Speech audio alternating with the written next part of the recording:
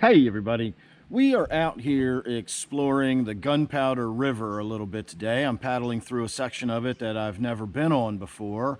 It turns out I wasn't able to go very far, and we are now turning around and heading back. One of the first things you may notice is that I'm not wearing my personal flotation device as I always do, but that's because we're in a very small river and there's no point today where I'm not going to be able to simply stand up in the water if we end up in it. So I'm not too worried about the personal flotation device, and I do indeed have a life jacket with me. I'm just not wearing it. Again, we're going to be in knee-deep water for most of this. So we've paddled upstream a good ways. There were 3 parts where I had to portage. We should not have to portage on the way back down, but we can't go any further upstream than just a little bit beyond where we are now. There's a fallen tree, so I came back down here to park and rest in the shade for a few minutes, and now we are gonna get on out of here and start making our way downstream. So it's pretty swift moving at this point, and it should not take us too long. I'm not going to do a whole lot more than just keep the kayak pointed in a forward position, but I don't expect it to take us more than 10 minutes or so to get down to where we put in. So let me get you turned around and you can enjoy the view heading down the river here. And again, we are on the Gunpowder River, and we're 3 or 4 miles downstream from Pretty Boy Dam. Remember, Pretty Boy Reservoir is created by impounding this river, and so we're just on the downstream side of where that dam is.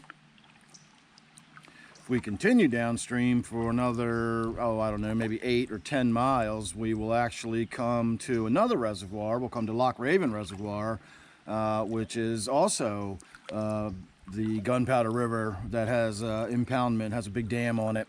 So there are actually 2 reservoirs on this very river, and we're in between them right now.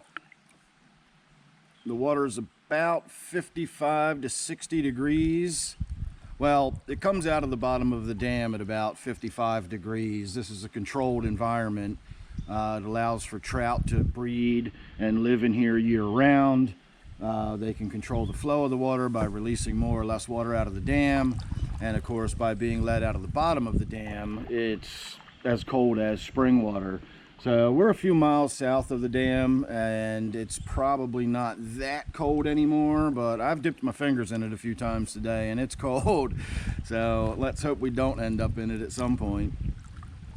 All right, this is one stretch we had to portage through. I was not able to paddle up through this, so let's see what paddling down through it's like.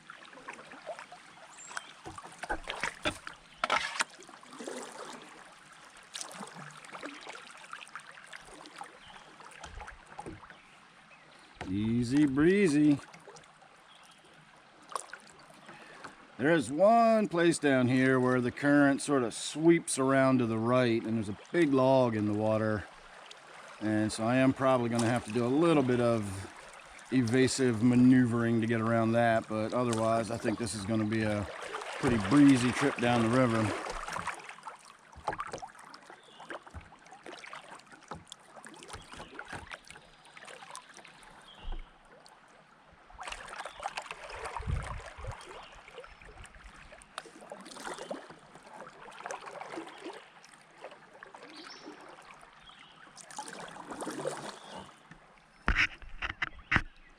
All right, down here is where I'm talking about. So I think if we just stay in the shallows on the inside here, we'll be fine. I just don't want to get on that outside and get swept into that fast-moving current. I don't want to get banged into that tree. So this was the other area I had to portage. I had to walk along the shoreline there.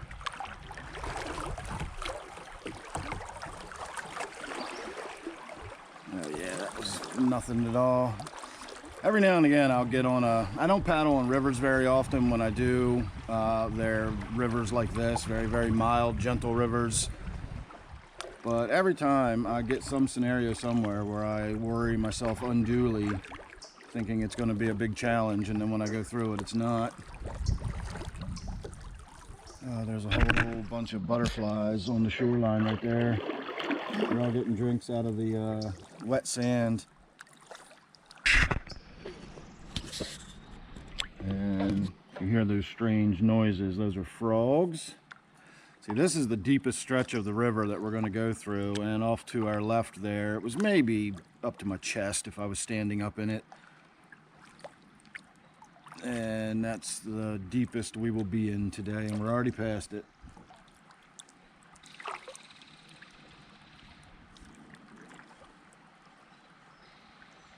Didn't even notice there's a picnic bench up there. There must be a trail that runs along the river right here. So this was the other place I had to portage. I think we can get down through it paddling, but I could not paddle up through the faster current over here.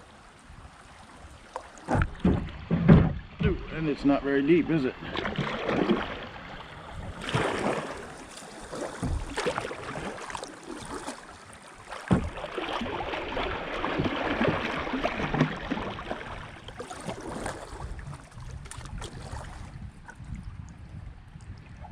Alright, that was it. That was the first place I had to portage. So the next place we're gonna stop is gonna be where we get out.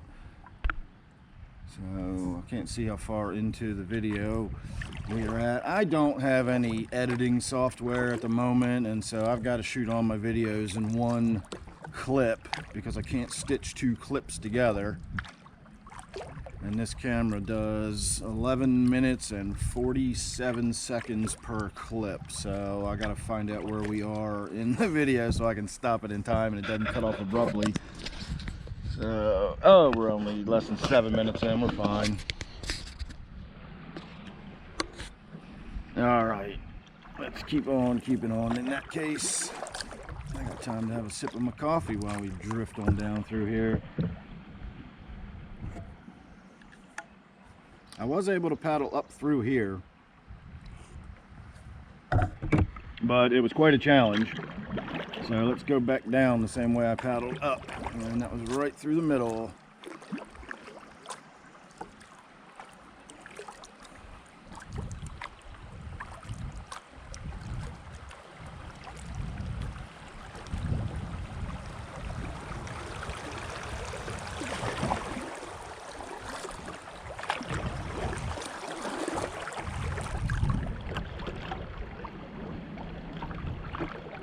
Well, that was much easier coming down than going up.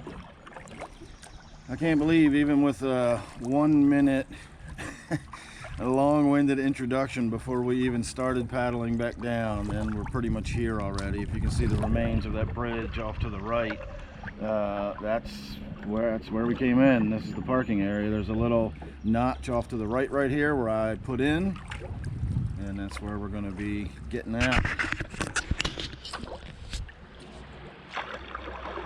All right, everybody, thanks for watching. Make sure you're subscribed, and I'll see you real soon in the next one. Hang on just a second here. Let's get parked. I think this is it. It's close enough. All right, everybody, thanks for watching.